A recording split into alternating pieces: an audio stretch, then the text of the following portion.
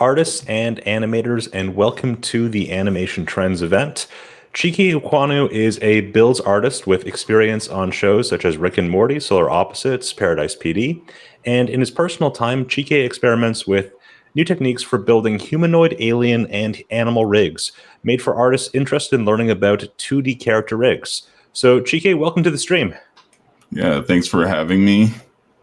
So, how would you describe your path to becoming a rigging artist? I guess I would say that my path started when I was studying in SCAD. About junior year, I had some kind of like scheduling mess up, and I ended up taking Digicel instead of like a 3D course. And in Digicel, they teach you actually how to use Toon Boom. So you kind of start with like rigging, some of like compositing skills and things in that. And we started with rigging. I learned from Jenna Zona, who at the time worked at Floyd County on Archer. So I immediately got my foot in the door with rigging, like at an industry level, with her and working in her class. And then afterwards, I kind of just started exploring it on my own, just because I liked it. It was like, oh, cool, I can put some stuff together, and I can make, like, at times, just make like 2D images, something that I could fully animate, which was interesting to me. And it also happened that right around the time we had a career fair that at that fair, Bento was with us, and they were looking for both animators and, I guess, rigging department. And not a whole lot of people actually know what the rigging department is, because I had the Digicel experience that let me, I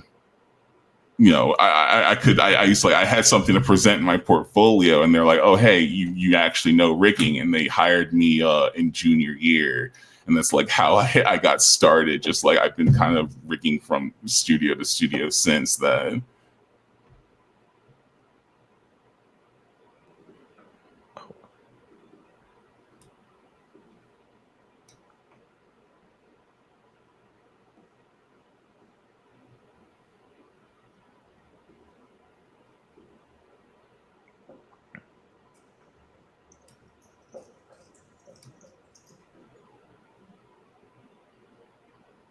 Sorry, I know you mentioned. I think we lost you for a little bit there.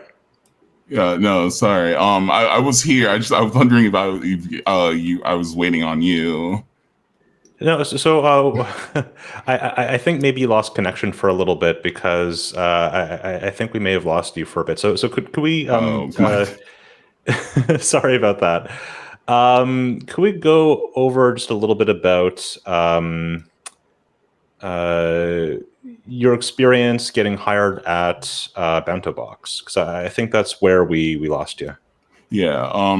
Unfortunately I didn't have it to display because it's on an old computer desktop. But my first rig for the Night in the Woods one was an Isabel rig, which was my first rig outside of a class. So it was kind of a lot of experimentation and a lot of, I guess, just kind of seeing kind of how, if I were to animate this, how it would work. And I put that into my portfolio. And they liked it enough that they gave me the build rig test, which was just a simple kind of build an arm, do a couple of things to prove that Toon Boom. And they brought me on in junior year. And they brought me on to work at Paradise PD for a couple of weeks, just kind of to get introduced to their system. And then I got to work on Hoops, eventually Mulligan, The Prince, and a few of their other shows that haven't come out yet. And then that was where I got my real industry foot in the door. Because I also got to learn from a lot of people with a lot more actual rigging experience. I have like James to thank a lot for kind of learning how to use like patches and like understanding a lot of the nodes that I didn't initially understand. And after my time at Bento, you had mentioned earlier, I just kind of had that chance to start rigging on other studios, on like other projects, and lots of various different art styles and like animation styles, which have like affected kind of how I initially perceived rigging to be like one thing. It's like rigs have to be done one way, into like, oh, rigs are like a million different ways. It's just kind of a million different problems and solutions that you kind of end up forming based on the show and what was you were like looking for. And studios also often have different approaches to rigs too. Yeah. So do you want to talk a little bit about the rigs that you'll be showing off today? Yeah, I guess I'll start with the Night in the Woods rig, the May. It's mainly because it's the most immediately recognizable character. Oop. Okay, I was just saving. Yeah, and it's the one that It is a very like stunning, very accurate recreation too. Yeah, it was I made this all the way in like Harmony 17. So I think like right around when Harmony started kind of officially adding like the master controller into a system that's like, hey, please use this, and not necessarily like a node that's like not a whole lot of people know as much.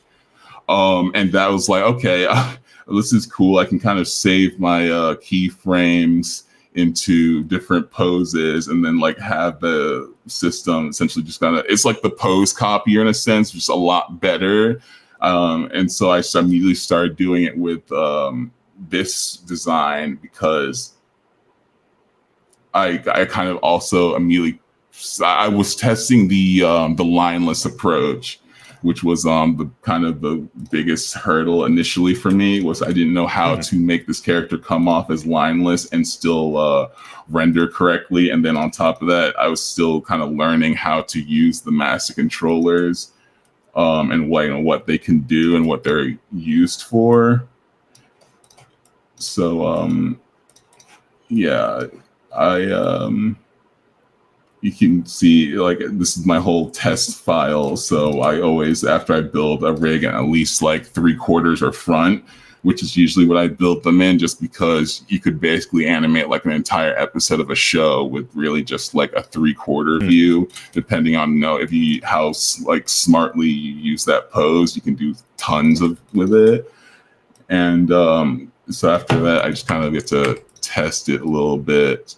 But a lot of the features other than the master controllers was just to kind of get the simplicity in the characters' movements in the game, that they're all very like noodly and rubbery, and they move like their joints aren't like flexible. They're very bendy and all of that. And I wanted to see, hey, what's the best way of getting that while still allowing you to use all these other systems as well. And then I started just one after another adding more things and moving other stuff around. And then eventually I think like I started, if you see the node view, going in and adding like hue and saturations on the back leg, so that when you render it, it's like slightly darker, so you don't have to worry about I think one side is slightly darker, so you don't have to worry about like which side is which, because it's lineless, so they technically be the same color.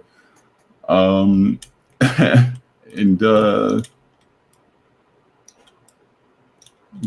guess that from controllers. You did mention that this rig is lineless. Most of the characters that you deal with are lined. And I think it's interesting because, like, what I hear from a lot of rigging artists is that lineless, they find it to be easier because you can hide things that you can't necessarily do as much with characters that have outlines, or there are more challenges sometimes. But then, of course, with lineless characters, if there's overlap, there's a question of, well, how do you show that? Do you put a line in that case? What kind of challenges did this rig present because it was lineless? I guess since you kind of have to still become aware of the shapes Without having the lines, it's kind of easily for you to like kind of lose the initial, like what was the initial head actually after you've been messing around with it so much. It's a lot easier to like know kind of what goes to what if you have like lines. I guess I'm pretty sure, yeah. In this rig, I think I separated it so it does still have lines, but it's only kind of showing what's on the color art, which is what my solution for that at the time was.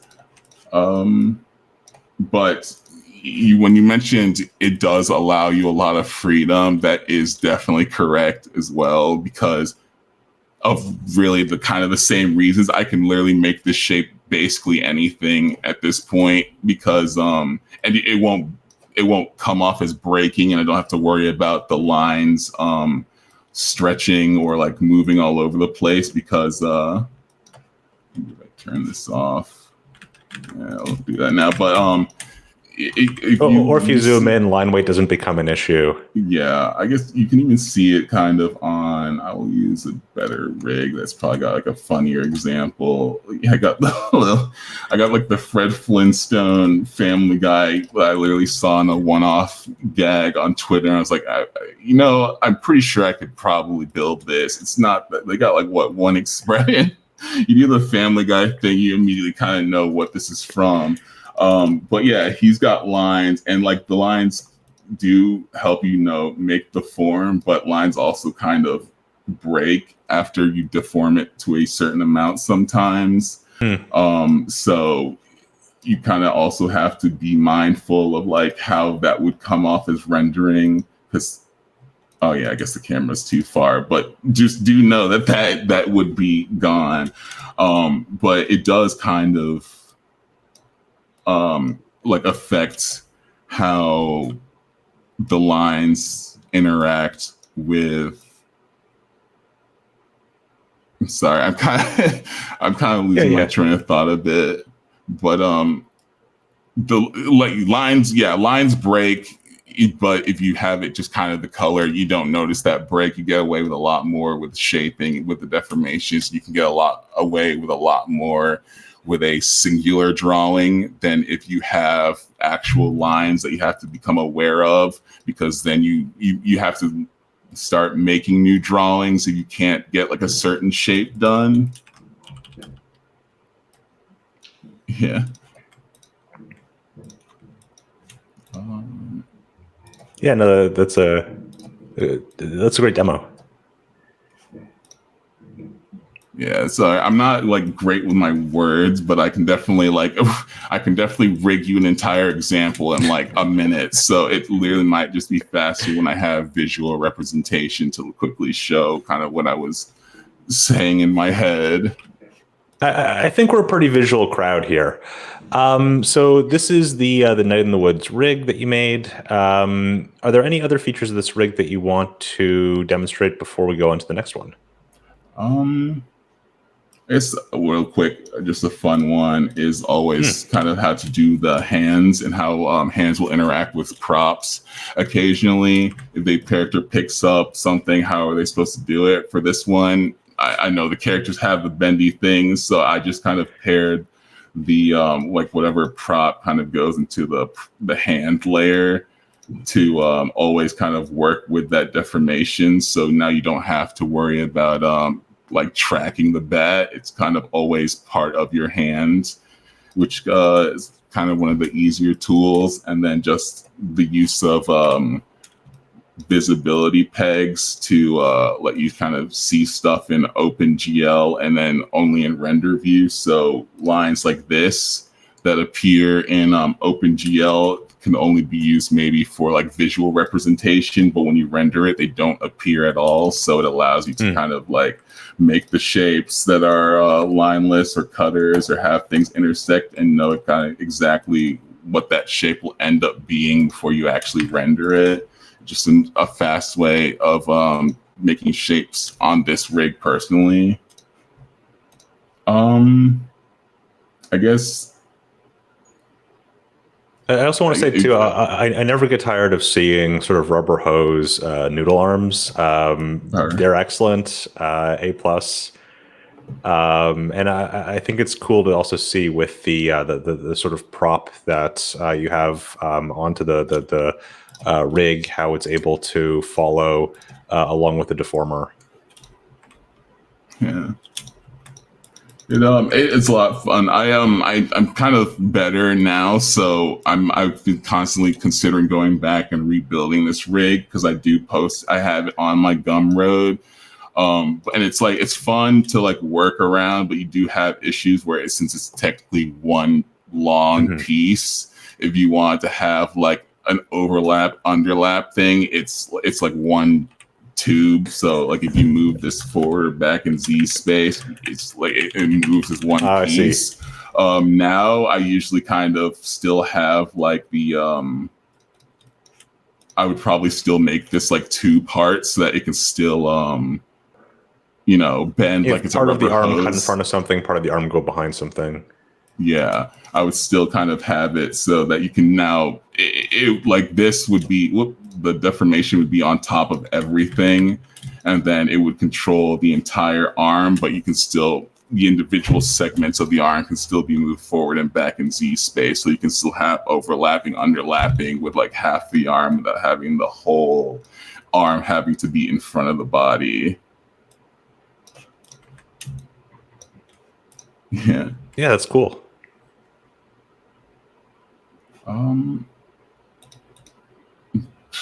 I guess, yeah. You mentioned I had another rig to show off. I see you want another recognizable IP. I do have to kind of stress, I haven't worked on any of these shows. I haven't worked on Teledrama. Right. I haven't worked on Night in the Woods. I just I kind of saw a file and I was like, hey, I wonder what that would look like if it were in Toon Boom, and I rigged it. So, yeah, I just had to kind of say that in case anyone thinks this is the way that everything is rigged in Night in the Woods and Toon Boom or something. It's not. But these are rigs that you made in your personal time that are sort of research and development, personal use, experimental fan art. But they're really impressive. They're really ambitious. Yeah, thanks. For the Gwen rig, this was kind of coming from a couple of years of working in the industry now, and so kind of knowing a little more of what animators are looking for in rigs, and not necessarily just kind of making a lot of cool tools that I think are like, hey, this is awesome, but like functionally, when you're like animating, the animators don't know like what that may be unless they know how to navigate the node view, or it's something that might be a bit redundant at times. So I try to streamline it with like this, where you have parts are still on the timeline. Like when you get the templated rig, it's just kind of one flat thing. You can turn off the controllers to view them on or off. And then all the drawing information is kind of segmented up on like where the big rotation points would be for the body. So like the heads, all the head drawings on the rotation, all the upper body, lower body, and then how that is, and then just kind of the general turnaround. So instead of maybe having the interpolated use of the master controllers, if I guess a studio has a different approach of animation where they like to keep it very kind of stock asset-y at times, or they like to also keep it more traditional where the rig is just the starting point for the animation, and so they're really just viewing it for like the initial keyframe pose, and they don't need a ton of singular drawings to and allow the rig to interpolate across all its keyframes. This is kind of my solution for that, where the animators can kind of have like a scene, they drag their character in, they like pose it, do like whatever they need to for whatever body part they need to. I mean, probably not this, but something similar, and then it's just kind of really easy for them to pose and prepare their initial set up.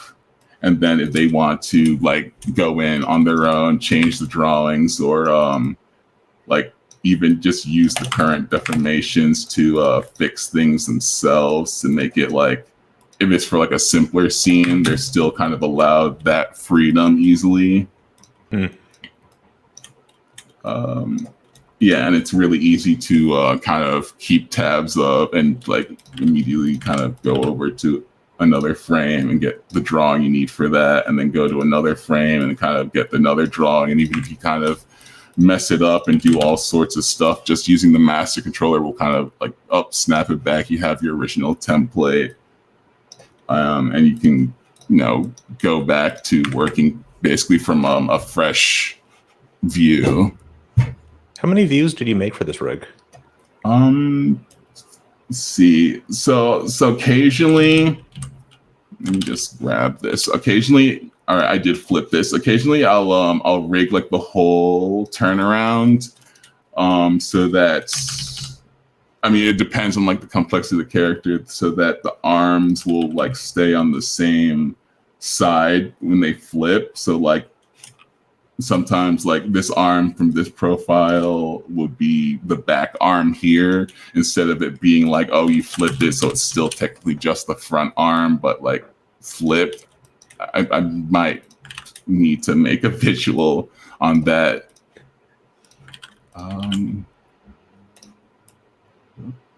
Grab you.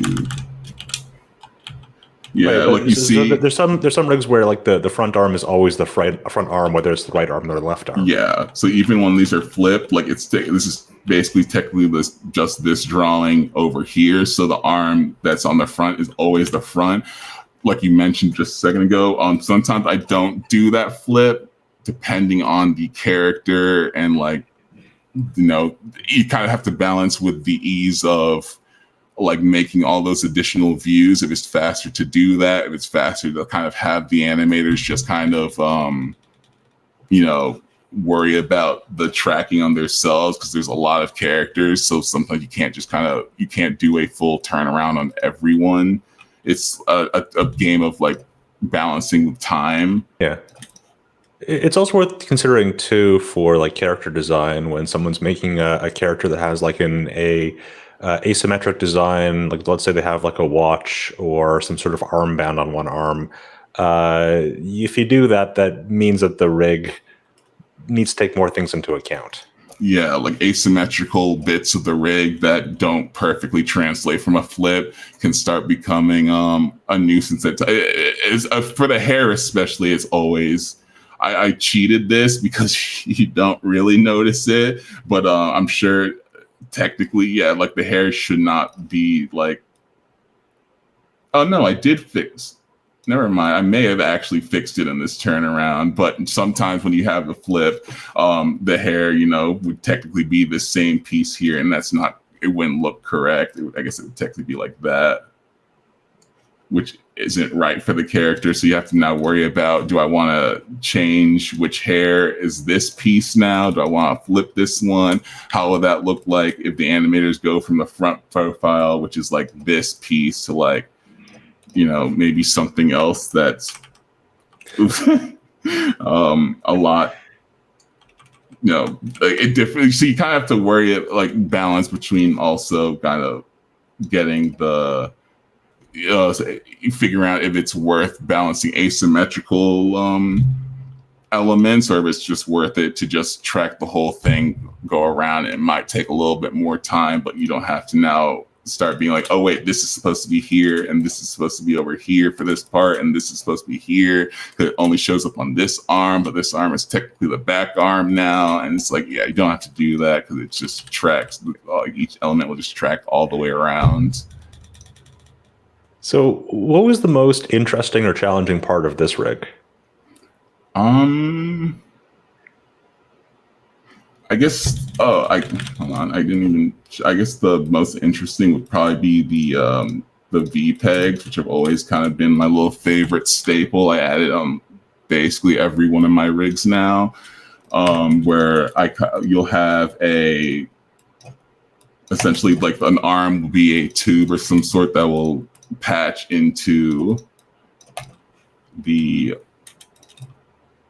it would basically make I use my own patches at times, but it's essentially the same as the auto patch. I just use this so I know exactly what's happening on the timeline because it's my experiment folder. But it will create basically this whole tube from a patch, and this will actually control the line inside. So if you have a character that has like an arm that does have overlap, it becomes a bit, actually I should probably make it like down here. You now also have that ability to control it at times where you need to.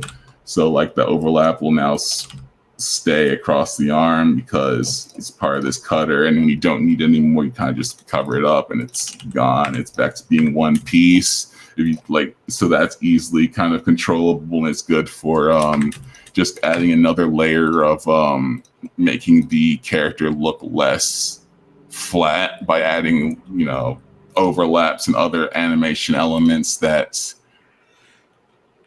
make it look a bit more hand drawn at times, or a little more considerate of individual frames. Or also have things move in perspective, so they're not just rotating up and down. Yeah, I think that's probably a better way of putting what I was trying to get at. But I think one thing I've been really impressed with shows that use 2D builded characters is how dynamic a lot of the animation has become. You mentioned that you had an instructor who worked with Floyd County Productions. The stuff that I saw from their production, American the Motion Picture, in terms of just the technical stuff, in terms of how the rigs were moving, it blew my mind a bit. No, I have the video saved on my computer, so I could frame by frame and just what are some of the stuff that they actually did have inside that rig, because that's it's a lot. It's ridiculous, and it's clear that they took years. When they say they took years to figure out the system, it's they took years. Yeah, that's not a joke. All right.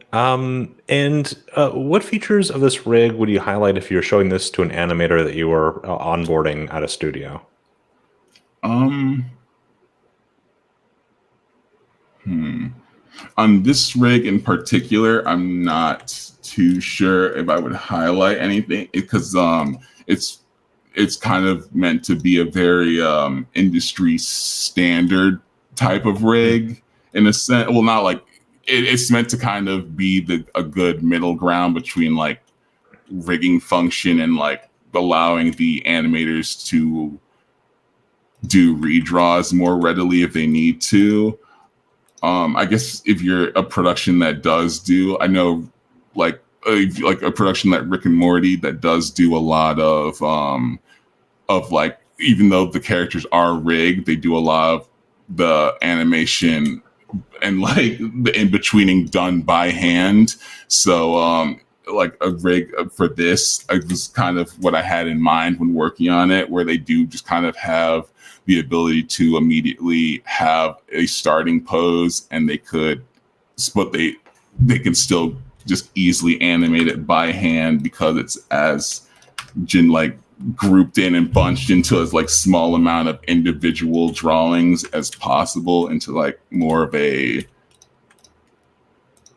I guess it's just kind of I guess the word is just kind of easier to immediately be all right, if this is becoming a pain to start moving these around, I'll just make a new drawing and do it myself, and then just quickly do that. So I guess for that rig, that would kind of be the function. But I guess animators that aren't as used to maybe or maybe may want a little more out of the rigs and the rigs function, I would probably show the Priscilla rig that I worked on, which is probably the closest to the most recent one I have, that has given me a chance to work with the expressions in X Sheet. which is like a whole nother beast I wasn't necessarily expecting to find in Toon Boom. That it lets me kind of code my own little bits and pieces of things to work and to carry data over. So I use in this one for like the belt, for instance. Normally when you make a deformation point, even if you use a kinematic output, it will usually be the node, the deformer would be directing the drawing.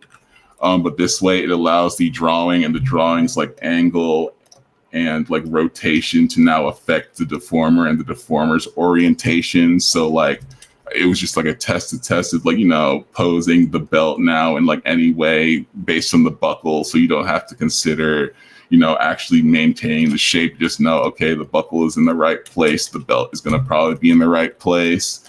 That's clever. It's other time saving things like animating a dress, rigging a dress, especially is like one of those things a lot of time where it's like, you have basically a flat, it'll be like a flat image. You don't want to have a bunch of curls because you have like a ton of deformation points. And then that becomes like kind of a chore to start moving around if you want to create like a crazy shape for dresses. But now using like a set of like, of like connecting how the, I guess I'll just show it. Like function stitching, you can copy function links between the nodes so that I can keep the edges of the dress together. You can keep the edges of the like actual wrinkles together as you change that shape. So you can change kind of however you want the wrinkle to end up being, but the endpoint will kind of always still follow around that bit of the dress. So it's also easy to kind of quickly make shapes and edit with. And then, it also kind of has the same V pegs that let you just quickly control, select, and move other elements around for the character. But sorry, it was the moving the face around in the head that I I do this all day basically. Just a little face VPEG lets you move, and like even all the whiskers have little things to quickly make it easier to pose. I think this would probably be the more impressive for I guess if a person wants to really kind of get a chance to like animate the character but still have a lot of like the rigs functionality still there. It's definitely just kind of my exploration with the was kind of also working with expressions and things like that. Yeah, so I mean, this is a character that has there are lines in the skirt. There is a check pattern on the neckerchief, and also lines in the tail. I have this is also one of the things with the new function of the latest Harmony and it's not the new kinematic you have where I can actually control like the individual kind of elements that are maybe attached to a detail. It's like 2 seconds because I do know this. Okay. There we go. Point kinematic. This one, I've been using this. It's not on here, but I have another example recently where I've been working on a robotic arm. So imagine just like a metal color, and at the end of it, it's like an actual little arm that's coming out. So it allows you to still have all that, but you'll see the lines aren't actually getting warped like it is here. Where they're like kind of getting bigger and thinner, you have a better level of control on that element, which makes kind of the whole joint end up being a little more believable in its movement because things aren't kind of going in and out where they shouldn't be. But yeah, it's still easy for posing to like a pretty large degree. Like you probably don't need maybe more than like one or two other like tail drawings, because this cover is basically like 360 almost. So, for this rig, what was the most challenging element for you to design?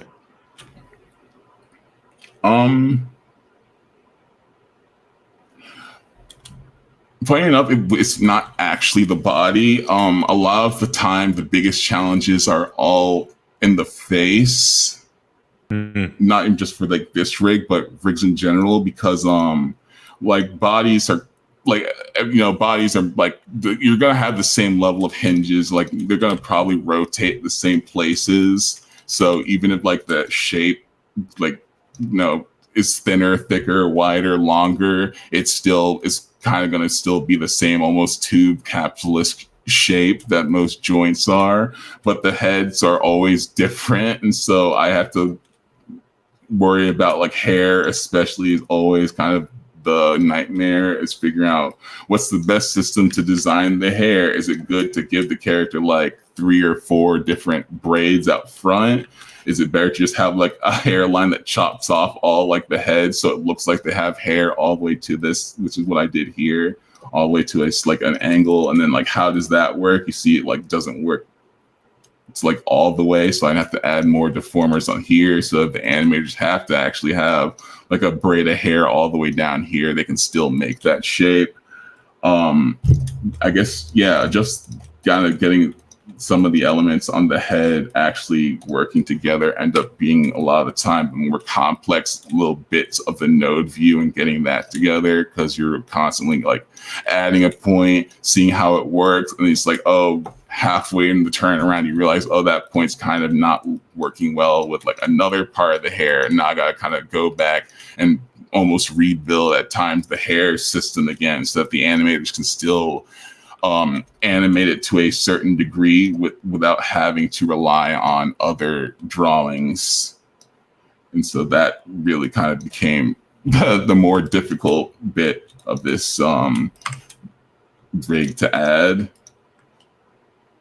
I might not be, I don't know if that's like a satisfying answer, because I don't know if a lot of people are expecting it's like, oh, it's just kind of hair, but hair takes forever, and at times it's like one of the things decides if a rig can actually be built or not, because if the hair is like some crazy like nonsense, is that like 300 deformers to get it to be able to like animate. Sometimes it's just like, maybe that like design's not working somewhere else. Maybe the hair design's not, it's a back to the drawing board thing sometimes. Yeah. I mean, I had a friend who told me that a lot of things about rigs are really about thinking about how to design something using lots of masks and cutters. And if you can't make it work with masks and cutters, then that becomes the challenge. I wanted to ask you, what do you enjoy most about creating rig characters for 2D animation? Like, what part of this do you find satisfying? I guess my favorite is like the little almost playtime you get at the end to like really test your rigs to see if they do function as well as you would like hope. So you do like small tests and just to make sure those work, and it's kind of like it's done. Like it's sometimes you don't see that in the industry maybe until like after the episodes do come out, depending on like how busy things get. But eventually you do end up having kind of that moment. It's like, oh, this is kind of done, because of what the rigging team did. Like my part in this kind of made this possible in a way, and it's something I can really admire when you see the characters move even just a little bit, even just kind of moving the arm up and down after you've finished the whole setup. Is that like, oh, this is a character now, not just a series of just random shapes kind of thrown together with no with kind of an idea, but it's like it's just kind of a toy almost until it actually starts moving and it has a little more personality. And it's like, oh, hey, this is like a character. You have, it's kind of alive now in a way. And I also wanted to ask that this is one of the fun questions that I get to ask. What are some common misconceptions about character rigs that you might have heard or encountered?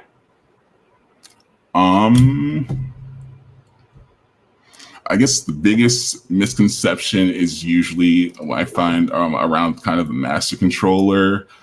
And I think a lot of that is due to the sometimes the rigging teams doing their job too well.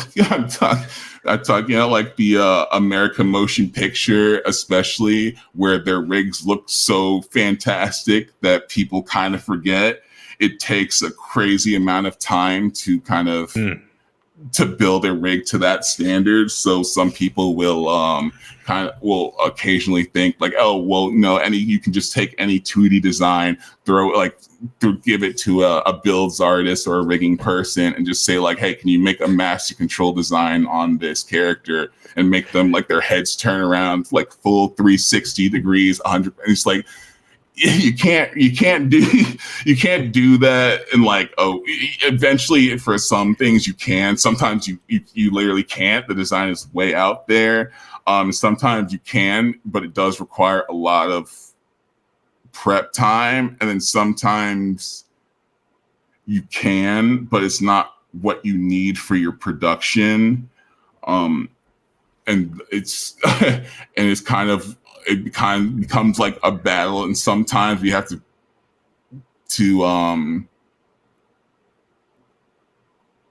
I guess I don't know, maybe clear it up that it's not like a press play walk away type thing with rigs. You really have to like you're still animating. Like animator can't just pick up a rig and suddenly they're making a motion picture.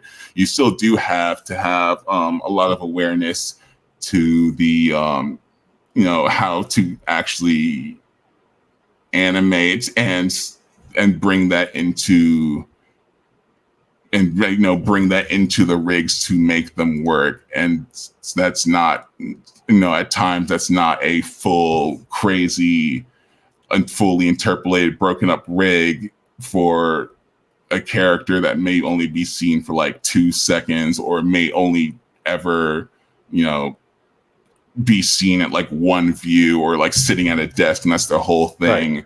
Right. And sometimes you don't want to have if you have a character of someone who's sitting at a desk, you don't necessarily need to rig their legs. Yeah, you don't need like you're never going to see them. Then they might as well not exist. So you don't have to overdo it sometimes. And some people might think that when you're making a rig, it has to do every single thing. Like you make this character and it's basically a 3D model where you can pose it immediately. You can change the angles to whatever like position you want and suddenly it works. Right. It's like, nah, it doesn't work like that. It does take still takes a fair bit of redrawing, and though like builds artists try and accommodate for as much of that, like adding master controllers for a lot of things, when like if you have a character that's very talk heavy, and you kind of know that it's what they're really used for, accommodating those things for having master controllers and then maybe not other areas.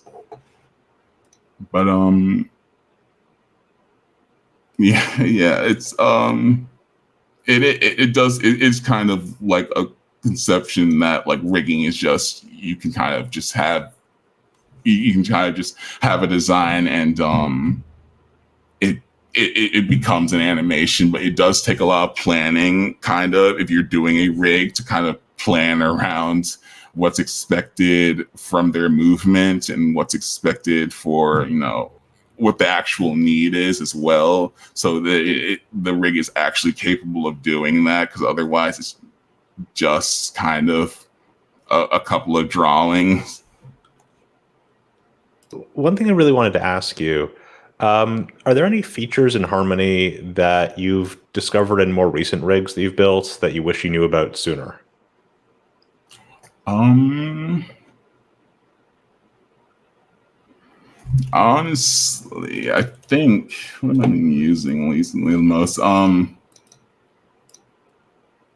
would probably be. I'm not sure because a lot of my I could say a lot of the I guess like functions are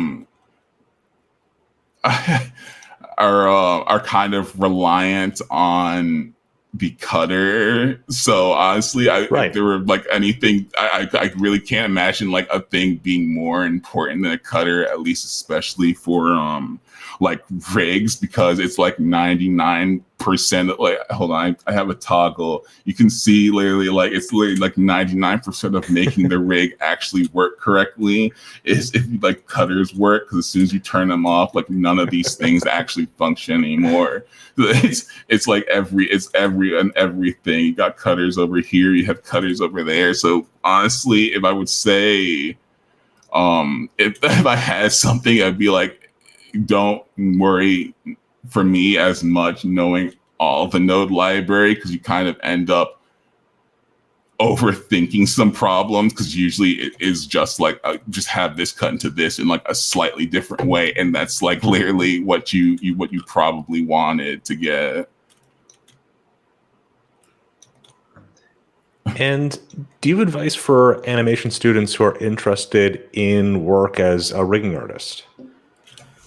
um I would. Yes, it's very I rigging is kind of it's very easy to get into. You could really kind of start figuring out for like I did from like just kind of a couple of pictures online. You can build a rig. But the difficulty would probably become the intimidation from the node library, and maybe the kind of navigating the node view. I would definitely say try to take your time to learn to navigate the node view comfortably, kind of figure out how to oof, don't look at that one, that's that's kind of messy, don't look at the inside. But yeah, if you take the time to kind of just go inside and learn the node view, kind of learn how to add backdrops, and you can start organizing the rig, and then this it kind of makes the entire thing a lot more bite-sized and manageable, and finding things and kind of understanding it, and it just kind of becomes like almost just like a game where it's like, okay, well, I know this will do this and this will do this, and so if you get like familiarize yourself using the node view and like moving your stuff around, get a system setting up your templates even, so you know quickly where things actually are around the character, so you can even select those personally. I would definitely say for getting into rigging, that's probably the biggest hurdle and like thing to become familiarize yourself with. And then other than that, I would also say definitely animate your rigs, and get used to traditional animation mechanics and things like that, because you do need them to be like I guess animation with to start rigging with an animation mindset. You do need to have kind of an understanding of what needs to kind of squash and stretch, and what needs to and what some of the features that certain body parts might need to end up doing if they want to like move well animated. So making sure you also are just aware of your animation principles when getting into it also makes it so you can make rigs that are good for animators, not just kind of rigs that look pretty in a demonstration. Yeah. What kind of skills do you think students might want to focus on if they're interested in being rigging artists? um Character design, because the chances are more often than not you're going to have to some way um, defend trying to change a character design for the sake of making it appropriate for rigging, which at times may possibly come at like maybe, well, I guess not the disinterest of, but at times just being aware of like elements that are like unlike a design that are just like, oh, wait a second, if I have to rig that, that's going to be wild. Like what's going to happen if I have to like start, if you have to start at even something as simple as like a shoulder bump, immediately kind of adds another layer and like kind of another thing you have to start considering. So knowing ways to reduce a design without taking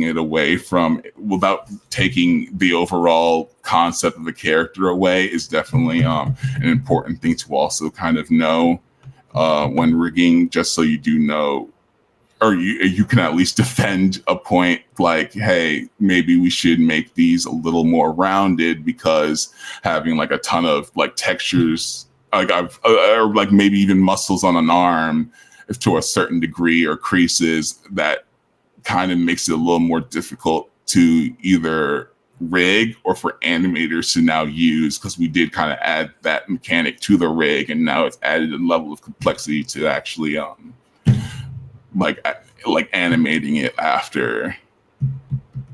I feel like there's almost a triangle of detail, complexity, or detail, motion, and budget, and you sort of have to pick two when you're building characters. Yeah. For animation. Mm-hmm. Preferably it wouldn't be that way. We'd have like infinite time.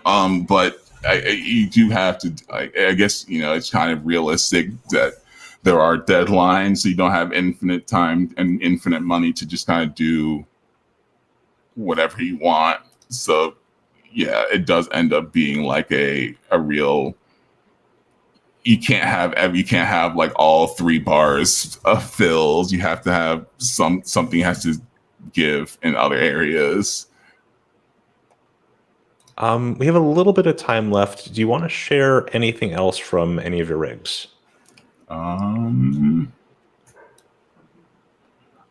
Okay, I guess I have an example of an over-engineered rig. If you want like an example of like doing a bit too much, it would definitely be the B-Stars BoJack Horseman like knockoff bundle here, because I mean, I love it. it looks nice now, but like the turnaround is a nightmare, and the reason for that is because I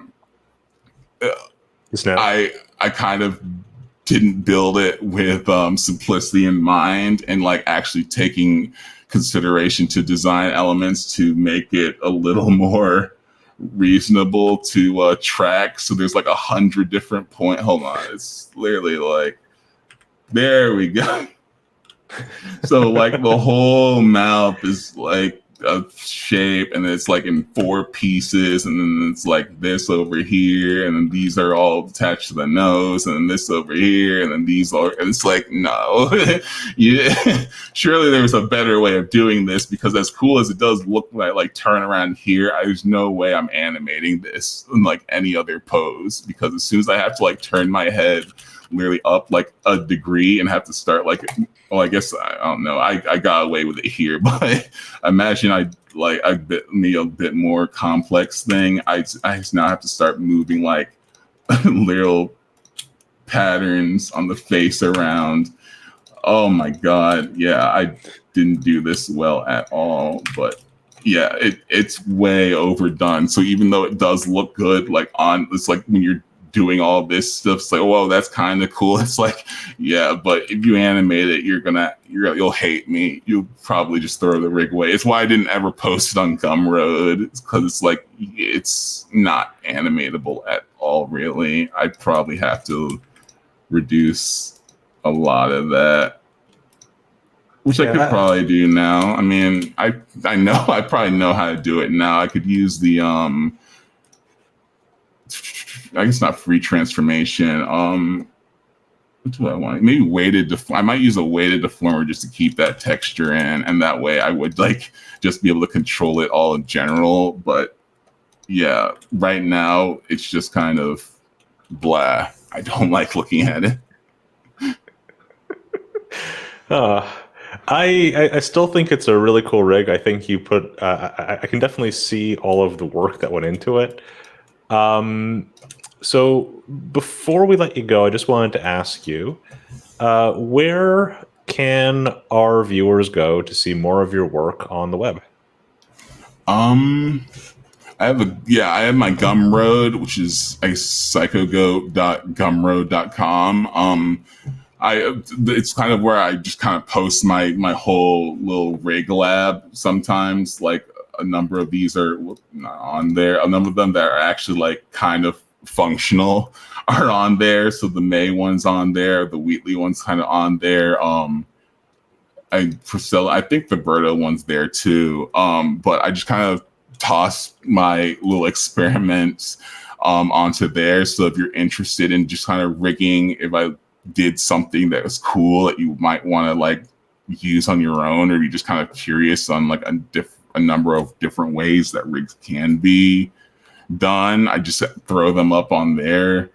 I'm thinking about going through now, since I kind of have the ambassador thing going on, to update some of the ones that are a bit more popular, which I've been the Night in the Wood ones, and I think I've gotten a lot of just downloads for the Priscilla one as well.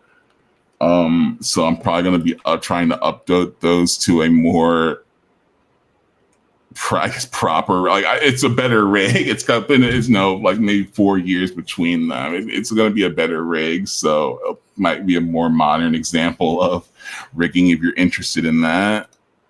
And I guess I also do occasional posts on just like Toon Boom stuff on my Twitter. That's twitter.com psy_goat. Just Psycho Goat. If you look it up, that's just kind of where you'll find a lot of my stuff under. That's just either regular art or other rigging stuff, or just like I like in the middle of the night I figured out like, hey, I can now make quadruped legs now that work functionally with like 1 foot movement, because it's why I just post like a weird experiment that I figured out that's got like no rhyme or reason, but it works. Yeah. GK, first, I want to thank you so much for joining us today, and I want to thank our audience for joining us for the Animation Trends event. The Animation Trends event is an online conference hosted by Toon Boom Animation. You can visit toonboom.com for details about interviews, panel discussions, and speed training courses. And we hope that you all tune in to our next discussion.